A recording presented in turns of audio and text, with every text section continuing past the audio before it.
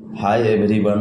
दोस्तों, आप सभी को मेरा नमस्कार। साथ ही साथ बिहार के जितने भी ग्रामीण चिकित्सक हैं उन सभी को मेरा नमस्कार, आदाब, सलाम। दोस्तों, आज हम बात करेंगे कि 22 दिसंबर 2024 को जो बापू सभागार पटना में जो कि ट्रेनिंग आपदा प्रबंधन प्राधिकार के द्वारा ग्रामीण सामुदायिक स्वास्थ्य समन्वय के लिए जो ट्रेनिंग होगी उस पर हम बातें करेंगे कि उस ट्रेनिंग में किन किन लोगों को जाना है, किन किन लोगों को नहीं जाना है। दूसरा मैं बात करूंगा कि अभी भी बहुत सारे ऐसे प्रशिक्षित सामुदायिक स्वास्थ्य कार्यकर्ता हैं यानी ग्रामीण चिकित्सक हैं जिनका नाम उसमें नहीं है, जिससे कि वह परेशान हो रहे हैं, चिंतित है कि अब मेरा कैसे होगा, कब होगा।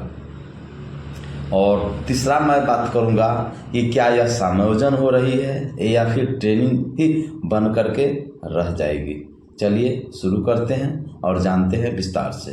अगर आप मेरे चैनल में नए हैं या फिर पहली बार मेरे चैनल से जुड़े हैं तो प्लीज़ लाइक ज़रूर करें, सब्सक्राइब करें और वीडियो को पूरा देखें ताकि आपको यह चीज़ की जानकारी हो सके और आने वाली प्रत्येक न्यूज़ से आप अप टू डेट रह पाएंगे। तो इस चैनल को सब्सक्राइब करना न भूलें। दोस्तों, मैं बातें कर रहा हूँ समायोजन की। तो समायोजन जब भी होता है, चाहे किसी भी विभाग में हो, स्वास्थ्य विभाग में हो, शिक्षा विभाग में हो या किसी भी क्षेत्र की बात करें हम, जब सरकारी सिस्टम से जब आप जुड़ते हैं, सरकारी व्यवस्था से जब जुड़ते हैं तो उसका एक प्रक्रिया होता है। प्रक्रिया ये होता है कि उसके लिए आपको वैकेंसियाँ निकलती है, बहाली निकलती है, उसमें आपको डॉक्यूमेंट सबमिट करना पड़ता है, उसमें तकनीकी सेवा आयोग या फिर अन्य कोई भी एजेंसियां हो तो उसके लिए लिखित एग्ज़ाम होता है या फिर इंटरव्यू होता है। उसके बाद आपकी चयन की प्रक्रिया स्टार्ट होती है। ठीक है, तो ये आप जब ऐसा पूरे प्रोटोकॉल को पूरा करते हैं तो आप सरकारी व्यवस्था से जुड़ते हैं, आपकी सरकारी जॉब होती है, नौकरियां होती है। इसको कहा जाता है समायोजन।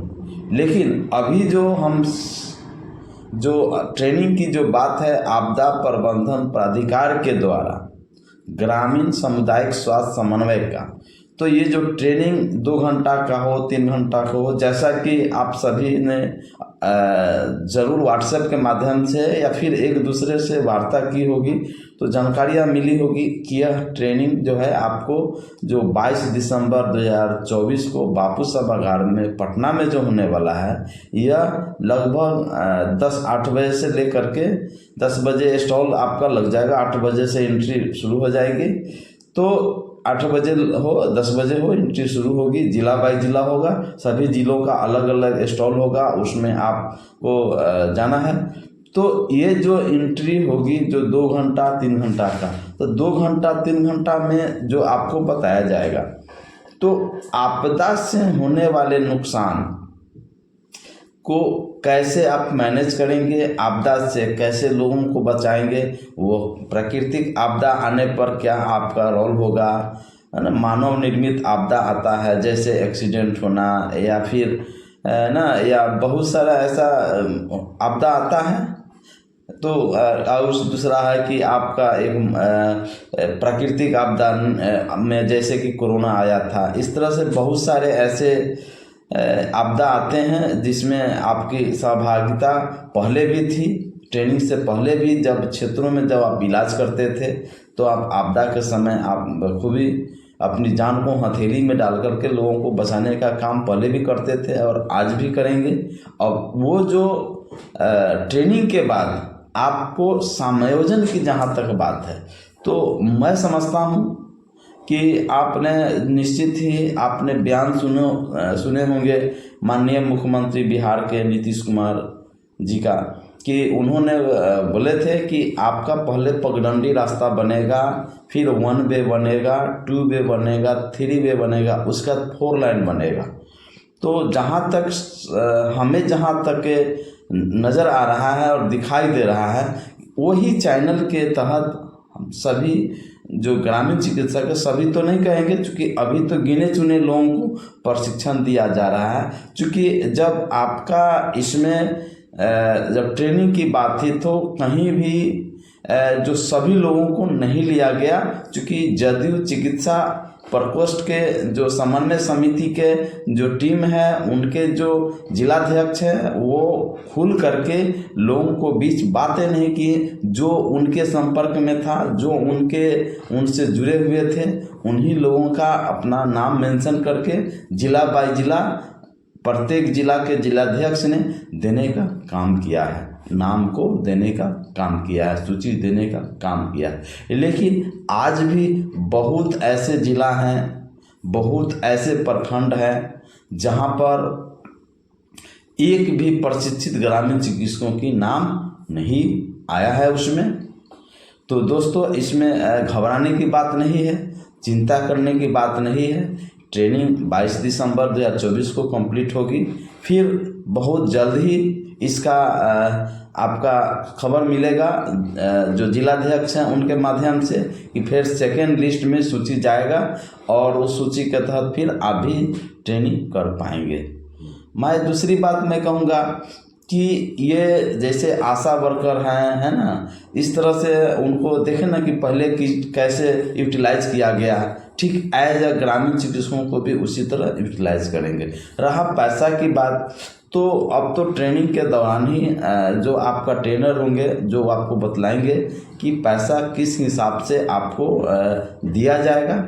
तो कहीं ना कहीं आप सरकार के जो सिस्टम है, जो प्रॉपर तो नहीं जुड़ रहे हैं, लेकिन उसके चैनल से आप जुड़े हैं, उसके सिस्टम से आप जुड़ रहे हैं, तो निश्चित ही हम लोग एक कदम आगे की ओर बढ़ रहे हैं। इसके लिए हम जदयू चिकित्सा प्रकोष्ठ के जितने भी अधिकारी हैं या फिर जदयू चिकित्सा सेवा समन्वय समिति के जितने भी जिलाध्यक्ष हों, प्रखंड अध्यक्ष हों, चाहे आपको जो माननीय ग्रामीण चिकित्सकों के जो परामर्शदात्री डॉक्टर एलवी सर हो, उन सभी टीम के लीडरों को और एलवी सर को बहुत बहुत धन्यवाद करते हैं, नमस्कार करते हैं, प्रणाम करते हैं कि आपने लेट सही पर ग्रामीण चिकित्सकों की जो बेरोजगारी की जो समस्या खड़ा हो गई है, जो ट्रेनिंग करने के बाद आज भी लोग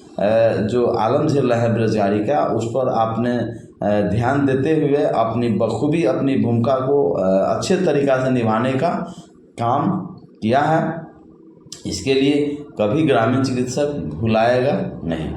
रही बात कि ग्रामीण चिकित्सकों को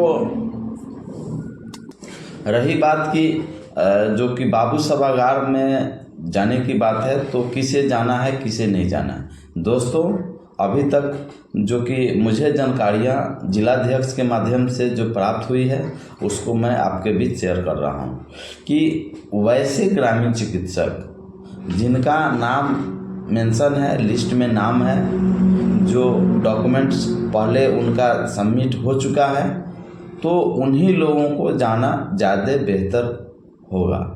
अगर ऐसे लोग जिनका नाम नहीं है, वो प्रशिक्षित हैं या फिर अप्रशिक्षित हैं, तो अगर वो जाना चाहते हैं तो खैर उनकी मर्जी है और जाएं। लेकिन मुझे नहीं लगता कि बाहरी लोगों को या फिर उन जिनका नाम नहीं है उन लोगों को ट्रेनिंग में पार्टिसिपेट करने का मौका मिलेगा। संभवतः मुझे उम्मीद नहीं लग रहा है। और मैं जो भी ग्रामीण चिकित्सक अगर पटना के बाबू सभागार में 22 दिसंबर 2024 को अगर जाते हैं, तो वहाँ पर कोई ऐसा हरकत नहीं करना है। कुछ ऐसा कैमरा लगा हुआ रहेगा, है ना, तो प्रशासन वहाँ रहेगी, तो कुछ ऐसा चीज़ को नहीं करना है जिससे कि आपको आने वाला समय में आपका कोई परेशानी हो, कोई दिक्कत हो। चूँकि उसकी प्रशासन का नज़र रहेगा कि जो उसमें हलचल करेंगे या जो भी किसी तरह का कोई उपद्रव खड़ा करेंगे, ऐसे में उनको आगे परेशानियां झेलना पड़ सकता है। तो ऐसे में उन सभी चीज़ों से हम सभी लोगों को बचने की ज़रूरत है, ज़्यादा परेशान होने की ज़रूरत नहीं है। चूँकि आप भी जानते हैं कि आप भी परेशान हैं, चूँकि आप वंचित रह जा रहे हैं ट्रेनिंग से। तो ऐसे में थोड़ा धैर्य रखें, निश्चित ही आपका भी ट्रेनिंग कराया जाएगा। बहुत जल्दी लिस्ट जारी होगा सेकेंड बैच के लोगों को इस ट्रेनिंग के लिए।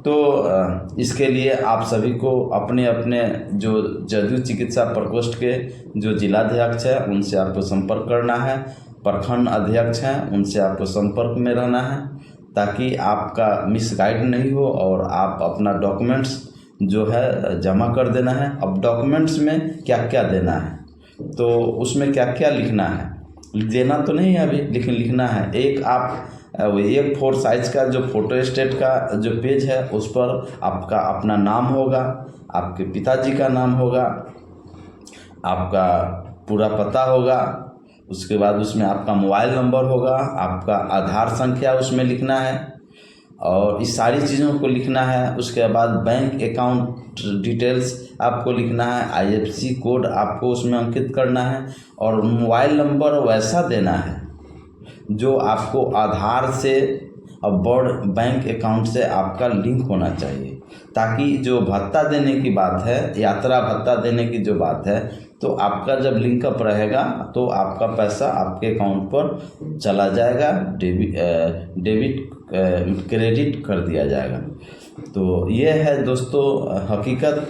अब विशेष जानकारी जब 22 दिसंबर 2024 को जब होगी तो उस पर हम चर्चाएं करेंगे।